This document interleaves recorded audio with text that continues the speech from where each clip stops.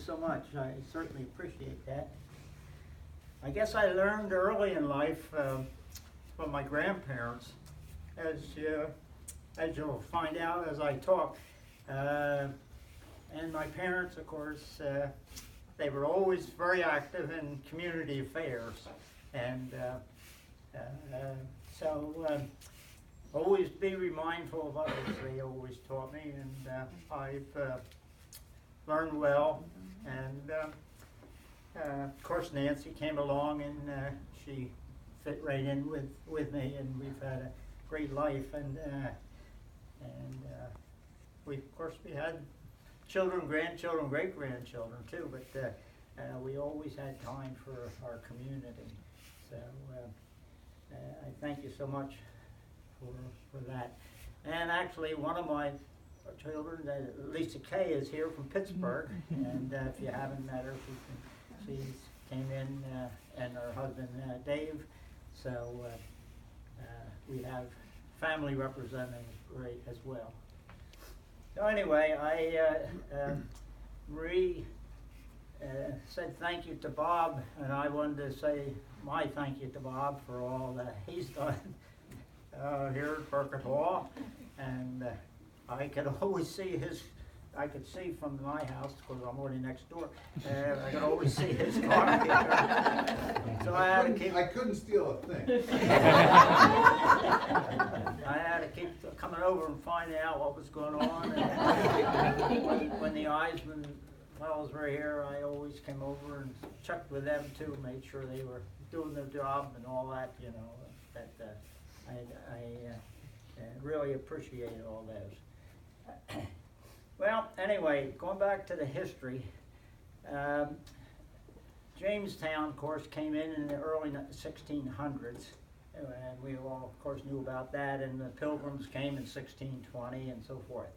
And then William Penn in 1680 decided it was time.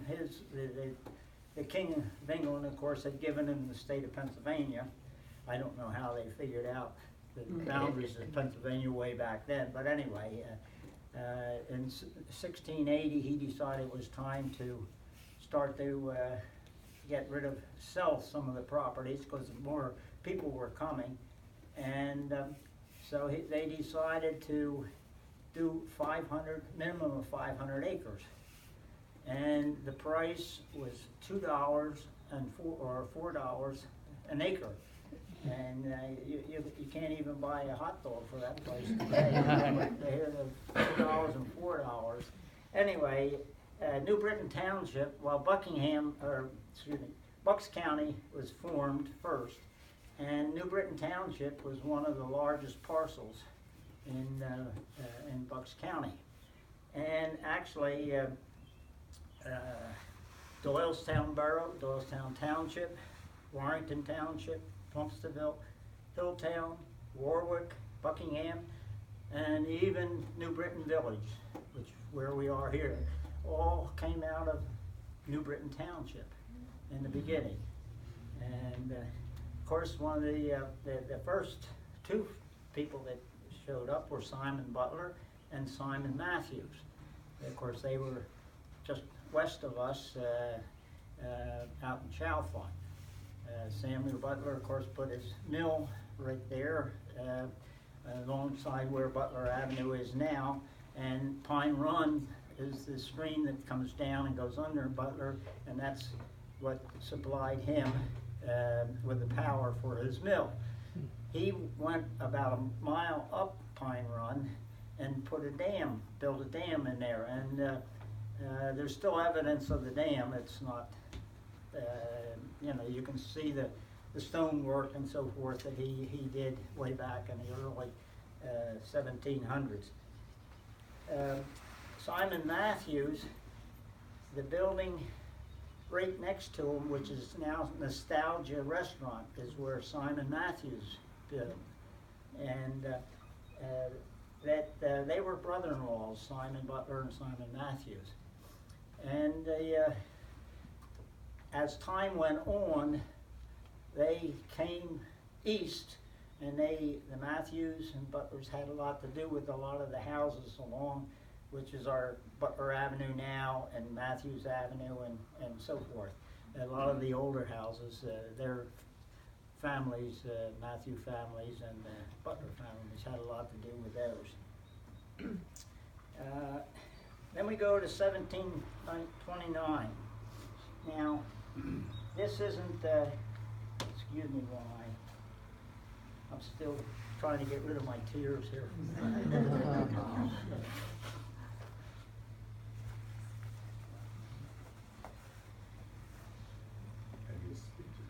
1729, Walter and Robert Schule came down. They bought 500 acres, not right in here, but Continental Avenue, of course, turns into when you get past Upper State Road. And then when you go up that hill, that's Featherbed Hill.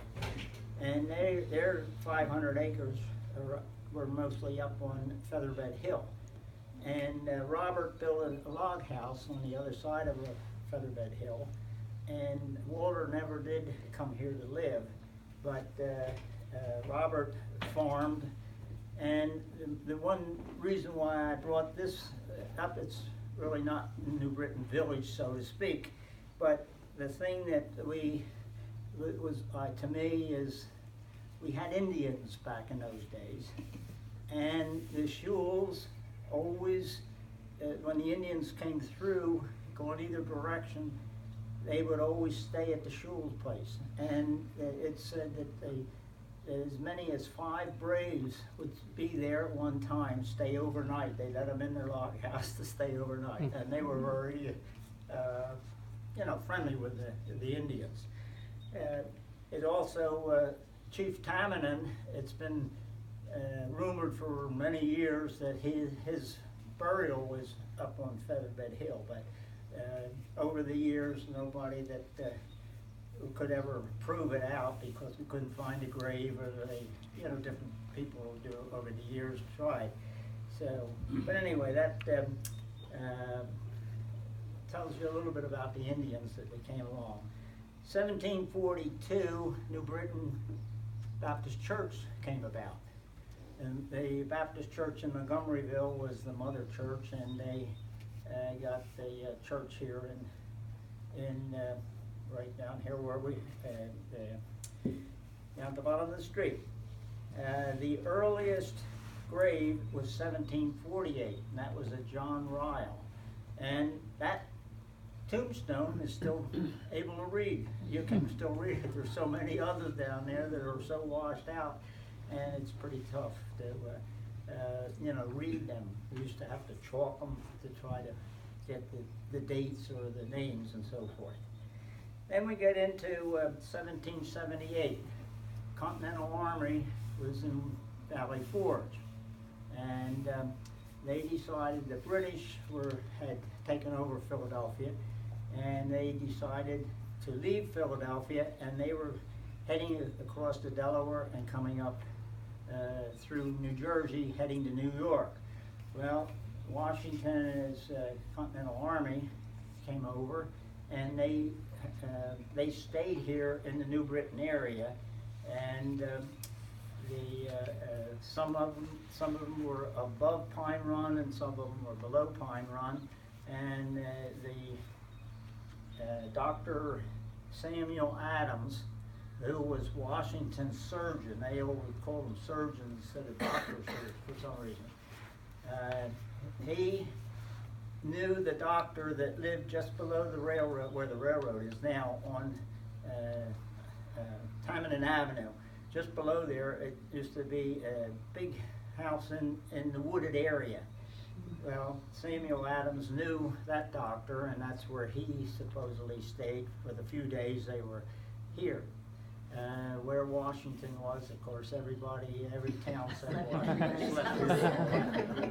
But we've never been able to figure out where he did stay. But anyway, they went from here to Monmouth, New Jersey. Washington Crossing was done, 2 years before. But this is when they went to Monmouth, New Jersey, and they defeated the British that were coming out of Philadelphia at that time.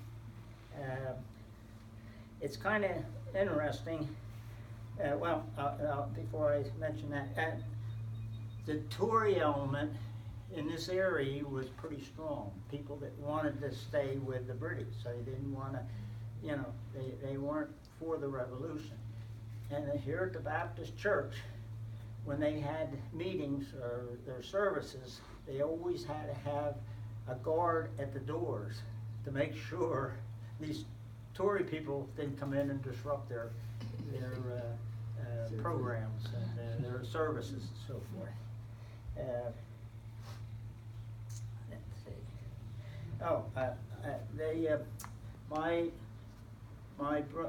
My dad's brother, his name was Escher. He was graduated in 1918, and he went to West Point and so forth. And he was in the service and so forth. His big thing during the Second War, he was the one that designed and took care of the two African invasions and the Sicily invasion. And then during the Korean War, he was with MacArthur in Japan during the Korean War, and then he had the Incheon invasion, which chased the Chinese and North Koreans back up north, and that's of course why we have that divide between North and South Korea. But anyway, while he was in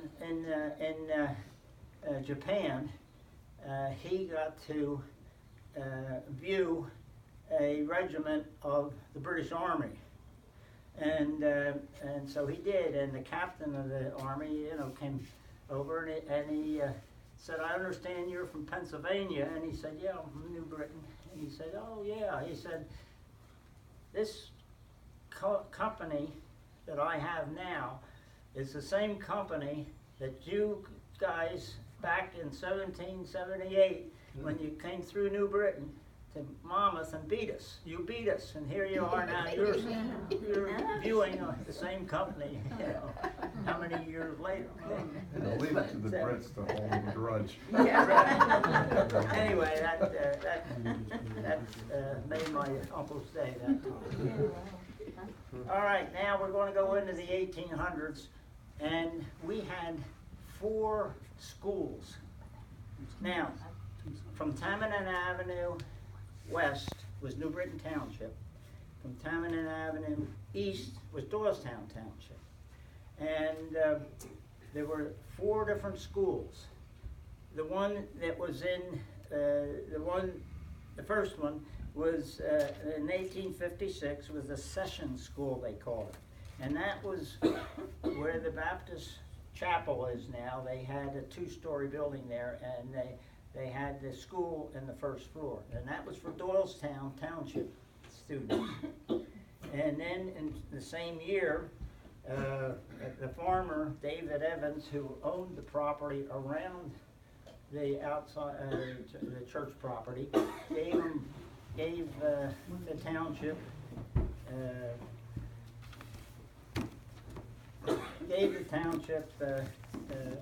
to build another school outside the cemetery wall, which was called the New Britain Academy and Seminary, and that was for the advanced pupils that were the better students and so forth. And that was in 1856 as well. In 1870 came Cabbage Hill School, which was on the New Britain Township side, and actually it's where the BP station is now, the 4th house in, and that's where Marie Coya, who just introduced me, lives now with Tony, and that was a 1-room school. And the last teacher in 1931 was Blanche Cruzen, and she went to the new Detweiler School, which was just the New Britain School at that time, of course. But she was the last teacher that taught in the Cabbage Hill School. The other 1-room schoolhouse was Shady Retreat Schoolhouse, which was right behind where John Knowles' building is, right on that corner, and the building's still there. And the teacher there was Russell Risser. And Russell Risser, the house where the New Britain School was, the house that was down on Butler Avenue, is where he stayed at that time. And they were the first two teachers in I'm way up to 1931 now, but they were the two teachers, and then they got married. So man and wife. In today's school, I don't know whether a man and wife can be in the same teacher in the same school or not, but back then it didn't matter. The other thing that's interesting to me, in the late 1800s to the early 1900s, is where Washington's doctors stayed. There was another doctor lived there, and they had 11 children. The first 5 were girls, the 6th one was a boy, and then the last 5 were girls. So one boy out of 11. And their name was Kratz, and one boy became a doctor as well, and he lived up across Butler from the church, the second house in from Keeley Avenue on the upper side. And their 2 daughters there, they had to walk all the way up to Shady Retreat School, which was a pretty good walk. Well, the oldest one, when she went back and forth for 6 years, and then her mother thought she needed a better school to go to, so she made her go to Doylestown Borough. Well, she had to walk down the railroad track, get on the train, and then she had to walk from the train station to Doylestown, you know, where the old school was, all the way up by the courthouse. So she had to walk just as much when they're there. Anyway, the 2 girls have lived. The youngest one is now 96 years old, and the older one is just passed away, actually, on my birthday on October 15th, week before my Nancy did. She would have been 107 if she lived till the 23rd of December. So it's all that walking did. All that walking. That's what I was thinking. All that walking. And we go visit them, and she would walk from her bedroom out to the kitchen and so forth. She had a cane and a walker, but she never used it when we were there. And her mind was great, and we had a lot of old-time memories because right next to the library here, where the parking lot used to be a tennis court, where my house used to be a tennis court. So back in those early days like that, the library and the church for the social area in New Britain Village, and they got together. Good weather, they'd be up here playing tennis, and I guess the others would be down in the church. Okay, now in 1857, I'm dropping back a couple years, is when the railroad came to New Britain, and our Butler Avenue wasn't called that then. It used to be, the main road was Doylestown New Hope Road, but when you got to the main street in Chalfont, you had to go up Park Avenue, and Ferry Road was the main road all the way back. So, but what we know is Butler Avenue. When you got the Bristol Road, it followed where the railroad is today to Tamanin Avenue, and then you would turn left and come up Tamanin Avenue, and you get to where Butler Avenue is now. And on that corner of where the church is was a toll house. That was one of the first houses built in New Britain, and that was a toll house. And that was torn down, I think, in the early 70s or so. It might have been the late 60s and so forth. But it was right up to the road was right there. You come out the front door, and there's the curb. And so you really couldn't. It's a good thing the door opened in instead of out. But they finally, the church finally decided people by the name of Websters were the last people that lived there. But anyway, so that's where the railroad came in.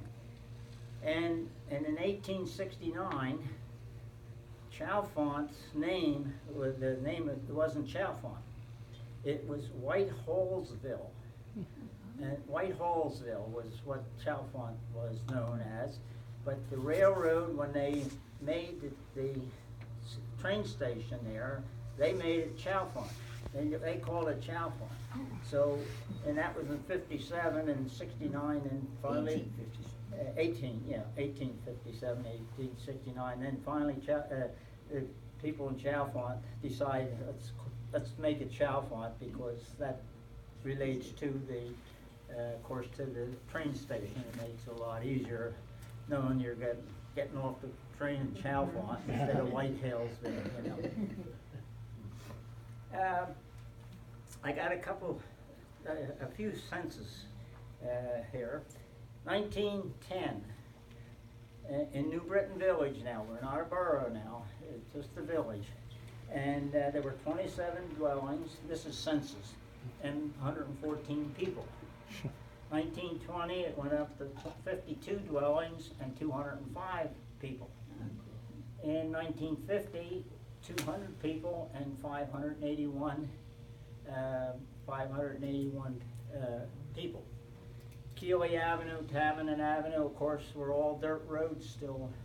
Actually, when I built my house in 53, we were dirt road here, and of course Tavennon was dirt road. Tavennon didn't get to be until Briarleaf came along, and that was 64. So then it was always dirt. And of course it went down and came around where Sue is now, and of course this was all farm to the west off of Tavennon. 1960 we had 1,109 people.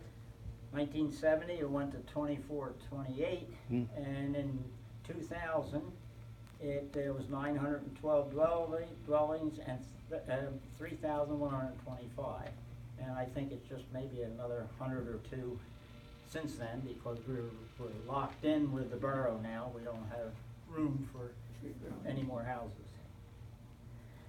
Okay, now I'm going to go back to 1900. I'm going to go back to 1895. 1897, excuse me. 1897, we had this. We talked about the toll house. Well, on the opposite corner was where the store was, and a fellow by the name of Paul Van Tor and his wife Edna bought that property and opened a store. And he was named postmaster in 1897 by President McKinley, and he kept the postmaster job until 1941. That's when he retired. And this is the sign that was there from 1897 until, well, it's still, after 41, he retired, and then it wasn't the post office for a while. A man by the name of Jimmy Beeson ran the store. The post office was moved just down Tavennon Avenue, about 1, 2, 3. Where is right here. Sorry. Down to Jackie's house. That's where that sign was on the front porch, and it was only the post office for a year or so. Might have been a little more than a year. And then it was moved out on Butler Avenue, where the new post office is. That didn't come until 63. Across the street, it would have been the third house this way from the post office, and Beatrice Dorr was the postmistress then, and she had that from 40. It would have been about 43 to 63 when it. There were two sisters. Huh? Two sisters ran it. The two sisters had it in their living room. Yeah. Right. And what house was that? What's that? What house was that, Bruce? On Butler? That was It's got a flagpole Well, sitting out yeah, front. it was coming from where the new post office is. Straight across is Levy's, then it was Davis's, and then Doors. So it would have been the third house. Where Schaefer? Well, I don't know who lives there now. No, Going Schaefer's out was the this other way. way. Oh, the other way, okay. You're going toward- Schaefer's went two I think the name of spots the the other people way. are Keller. This is coming back towards, Keller. we have the picture up on the second shelf there of the, Thank you. okay, 1900. 1900 is when my grandparents came to New Britain. And my granddad owned a coal yard down Second Tioga in Philadelphia, and he sold that to come up here to be a farmer. And he owned all this ground here, this whole big block then too, when he had two big long chicken houses, and he farmed it, he had other animals, and he had all kind of produce. And what he would do, I have his 1906 diary, and about every other day in his diary, he was picking chickens. You know, but chickens was a big thing, and I'm sure he had a lot of people around here that would buy chickens from me, but on Thursdays, he'd take his produce and his chickens and down the railroad station, get on the train and go to the Philadelphia Reading Terminal Market in Philly. And he would sell Thursday, Friday, and Saturday, and he'd come home. He had a brother that lived in Highland Park, which is Upper Darby, and that's where he would go Thursday, Friday nights, I guess. And then he always spelled this all out in his diary, and it was quite interesting. In 1907 is when the New Britain Library was formed. Charles Connor, who lived right down here at the corner where McGonigal's lived, owned this strip of property up to here, including this property. And he was the one that was that got the library started. They called it New Britain Library, and then a few years later they decided that they added to that, made it New Britain Library and Literary Society. New Britain Library and Literary Society is what they did. So anyway, that was 1907. And what they used to do in the beginning was, when they were getting new members, they would meet in different people's houses. And then they got so many people that joined, and the Baptist church said, come meet in the church. So they ended up meeting in the church then. And then in 1912, my grandmother and my granddad went to New England. They knew people up in New England, and they were up there. And when they came back with 65 books. People gave them 65 books up there. So at the next meeting in 1912, my granddad made the motion, we need some place to put the books. So he made the motion to build this building. And of course, 1913 is when it got going, and that's what the cornerstone reads, 1913.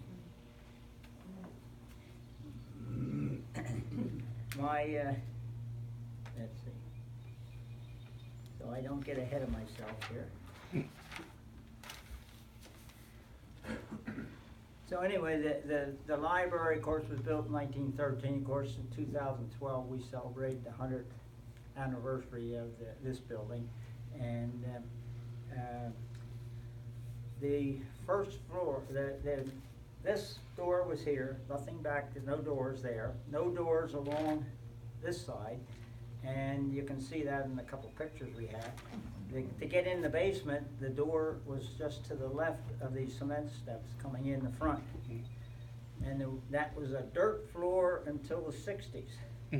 And we had the boating down there, and they would have 1 or 2 suppers each year. And it was always down, the dirt floor was always pretty clean. And they had a big heater was over here, and a big grate right here. Of course, all the walls were filled with shelves for books, except for the back wall. That was a stage, and it was only about 5 to 6 feet deep. And they would put plays on, and it was always fun because the ones that were in the play would be out in the middle, and on the sides you could see the other people getting ready to come out. You know? It was pretty well wide open, but it was it was kind of fun, and they did a great job. So, well, anyway, my grandmother was very instrumental in being the librarian, and she taught my wife then, because we built our house in 53, and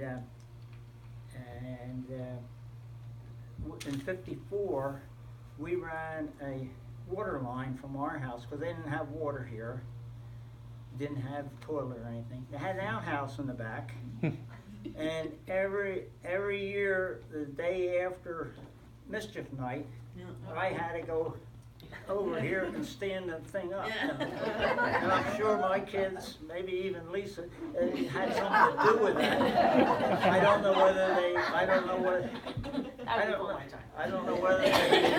whether they waited till somebody went in and pushed it over or just pushed it over. But anyway, that was one of my projects every Halloween.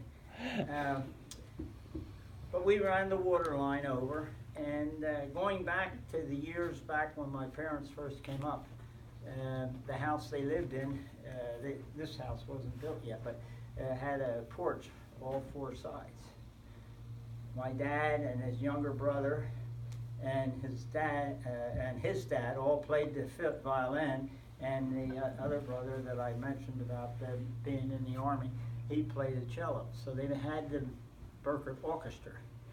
So a lot of the entertainment after the meetings and throughout the years, even down to church, the Burkart Orchestra would play. But anyway, my grandmother would make each one boy get on a different corner and practice it, you know, what you say, so they wouldn't be convincing with one another. And that was just a fun thing they used to do. 1962 to 64, Nancy became the president of the library here, and of course Lisa Kay came along in 59, and I don't know whether she was 7 or 8 years old or whatever, but she was told how to be a librarian on the Wednesdays or the Saturdays, I guess it was, Saturdays. So she was the librarian on Saturdays. And then, of course, as the 60s went along, the women were getting older, and they, you know, it was getting tough to compete. The county had their libraries now. The Cox Library was in Doylestown for years, but and that was a bigger library, and they were having a lot of competition. So they decided that they were going to close the library. Well, we didn't have the hedge here, and this was all grass out here, and of course my kids thought this was all our property, because I mowed the grass, shoveled the snow and all that kind of stuff. And so I had offered to buy the building, but the lady said, gee, that'd be very nice, but she said, what will we do with the money? She said, we're not going to be in business.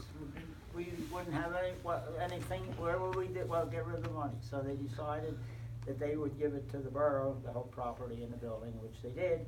And so I don't know where I would have gotten the $39,000 that we came up with it. Right? Anyway, this is 69 now, you know. Right. Not like today. So anyway, all right. Now I'm going to regress a little bit. Go back to 1923, and we're going to talk about the World War I memorial that Marie mentioned, and that's when the citizens of New Britain Village, who are still not the borough, decided we had one fellow that was killed in the First World War, and Walter Harvey, and there were, let's see, on the thing there were 10. and there were 3 others that didn't get on the plaque. So there were 13 others, and one was a woman, it was a nurse, she went to France, and my dad's name happens to be the first one on the plaque, the brass plaque down there. And my mother lived in, grew up in Chalfont, off of Bristol Road. They were farmers too. And her brother was in the service. He got to France, and he got shot through the mouth, but he survived. And I'm surprised being back in those days, because I've read a lot about the medical things in the First World War, you know, of course, before that, and it was pretty tough. But anyway, they brought him back, and he ended up marrying his nurse in the VA hospital, from the VA hospital, so she was my aunt. So anyway, that takes care of that. But anyway, they built this memorial, and in 1954, I was working for HAP Construction, and they sent me and another fellow out to rejuvenate part of the building, and I don't remember exactly all the things we did. But that fall we had a hurricane come through and took all the wood down, roof and all. And so it stayed that way until 2011 when we finally decided to put it back together. So we knew what the base and all was okay, but I took probably 5 years, if not more, trying to find a brass plaque. Somebody had taken the plaque off. And Jenny Snavely, who was a borough here, her husband was mayor and council. Anyway, she was the secretary at the Baptist church, and I was down there, and I was, for some reason, I happened to mention that. She said, well, there's some heavy thing in the closet there. She said, I have no idea what it is. And I opened the door, and I saw what it was, and I knew what it was, and yet it was turned backwards, so she couldn't see any of it, right? And so that's why this board is here, because that's where I put it then. That's where it was for a bunch of years before we put it back where it belonged. So, okay. 1926, we're up to 26 now, 1927. My granddad, Edwin, and Andy Mitchie, who lived from the store, the first house to the west on that same side as the store. It's a small house, it's up close to the road. That was Mitchie's. And Andy and my granddad went through from Bristol Road to New Britain Road, which is the last road by the college, and saw all the people and had a petition to incorporate the borough. And they got signatures from all but 2 families. And the 2 families were, one was up in James Manor, and he was yeah, see that, just like that, I forgot his name, at the, Ralph Wasser. Ralph Wasser and his brother lived on Iron Hill. Well, the reason they wouldn't sign, because Ralph Wasser, this was Doylestown Township now, he was the tax collector of Doylestown Township. So, that's why he and his brother, they wouldn't sign. But anyway, they did, and they went to the court. My granddad, selling all those chickens, I guess, he put the money up for all the lawyer and court costs and all that. And I don't know whether he was ever reimbursed or not. Didn't make any difference. But anyway, so during that time, the New Britain Township School Board and the Doylestown Township School Board, I have their letter that they sent to the courts saying, do not approve this because we're going to lose our schools, you know. Well, of course, in May the 25th, 1928, the courts approved the New Britain Borough, so that's where we've been. Back, that was 28. So we had an election that year, and the man Herman Voss, who had owned John Knowles' property. That was a hosiery mill. That was a hosiery mill. So he became the first president of the council. He was elected to council. And my granddad got elected on the school board, and my dad's younger brother was appointed the first borough engineer back in, back in that time, that 28.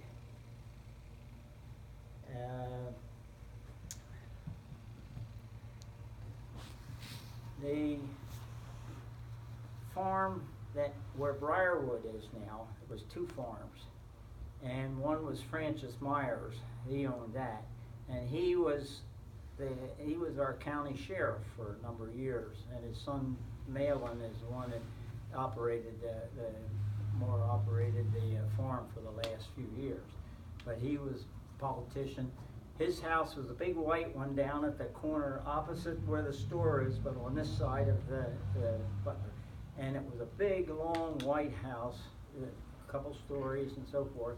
Actually, it was a double house, and he lived in that. The barn was out Matthews Avenue, about where the 3rd or 4th house is now. And of course, when he decided to, get out of it, the barn was left, and I would go out go down Tamanin Avenue, because it was still dirt, and had a big bank there, and I never in my life have seen the size of the rats that came from the pool. It's an old thing. They were bigger than cats. They were jumping around on that, up on that, of course there was a lot of feed and stuff around, and so forth. I know, I still can't imagine that, I thought they were cats at first, but they were my farm. So I was glad when they finally got rid of the barn and got rid of all that. So anyway, that takes care of that.